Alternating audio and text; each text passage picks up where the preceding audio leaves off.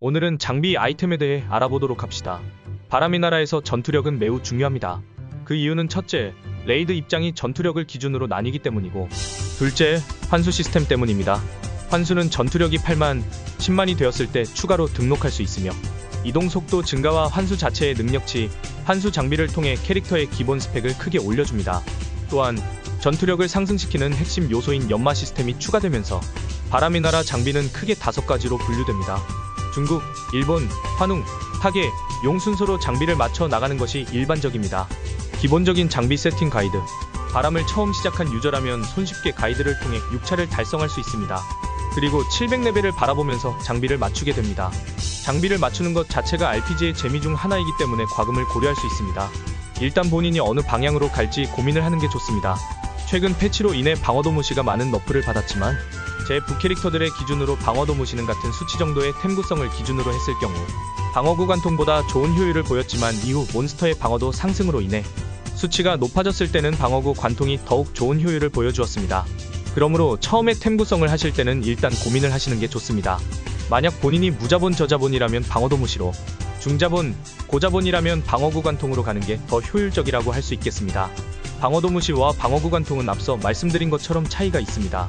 방무는 상대의 방어력이 높을수록 효율이 떨어지지만, 방관은 방어력이 높을수록 효율이 올라갑니다.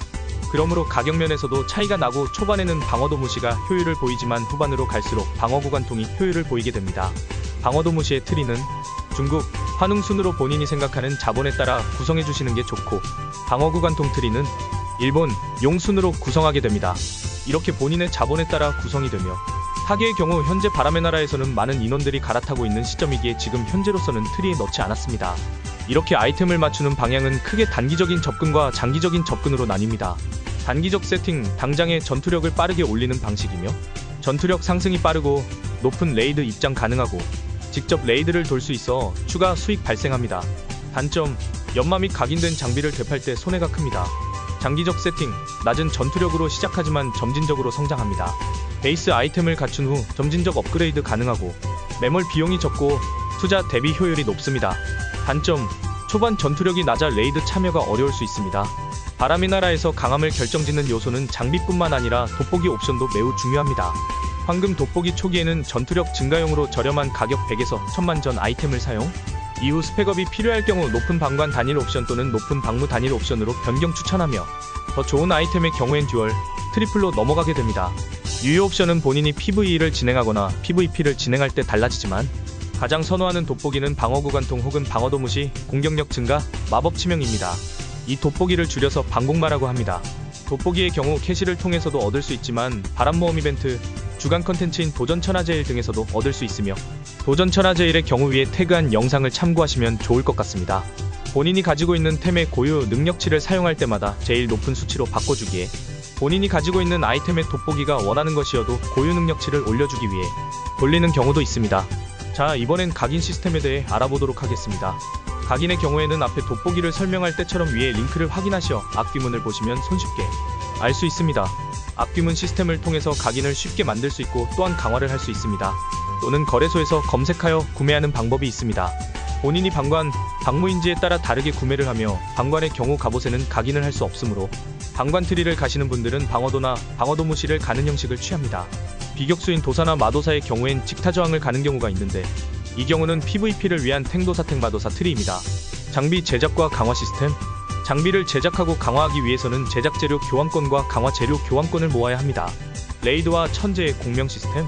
레이드 보상으로 제작 강화 재료 획득 가능하며, 천재의 공명은 보상을 획득할 때 사용하는 포인트로 매일 오전 0에 최대 3개 충전됩니다. 매일 3회의 레이드를 진행하여 재료를 꾸준히 모아야 효율적입니다. 장비 연마 및 강화 방법. 레이드 상점에서 제작 고문서 상자 구매하고 원하는 장비를 제작합니다. 강화 시 실패할 경우 부식되며, 연마 추출을 통해 연마석을 얻을 수 있습니다. 장비 연마 진행.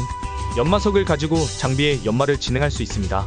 연마 레벨 10 이상부터 연마 돌파가 필요하며, 같은 장비를 재료로 사용합니다. 다만 연마 시에는 60연마가 되기 전까지는 교환이 불가하며, 강연마 시 연마 레벨에 맞춰 능력치가 열리게 됩니다.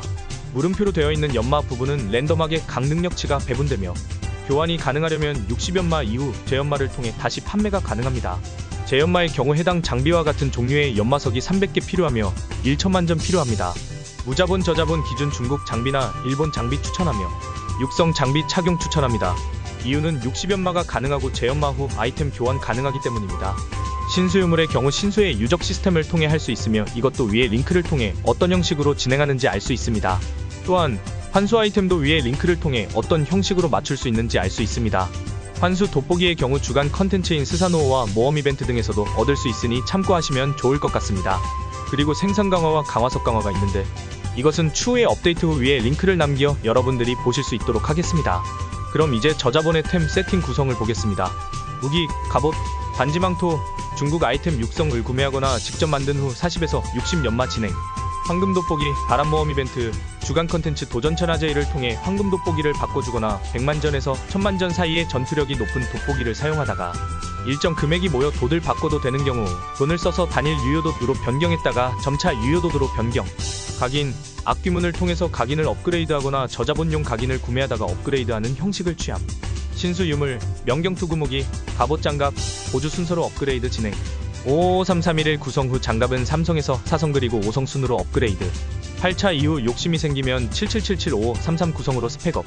환수 장비, 초기에는 4성 투력용 장비를 1천만 전 이하로 구매하고 8차 이후에는 전투력이 아닌 성능 중심의 환수 장비로 업그레이드합니다. 이렇게 기본적인 템 세팅에 대해서 알아봤습니다.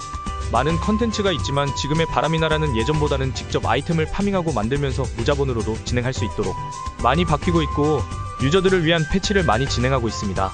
여러분들도 과금이 많이 필요하다고 생각하기보단 천천히 조금씩 성장하는 형식으로 진행해보면 어떨까요?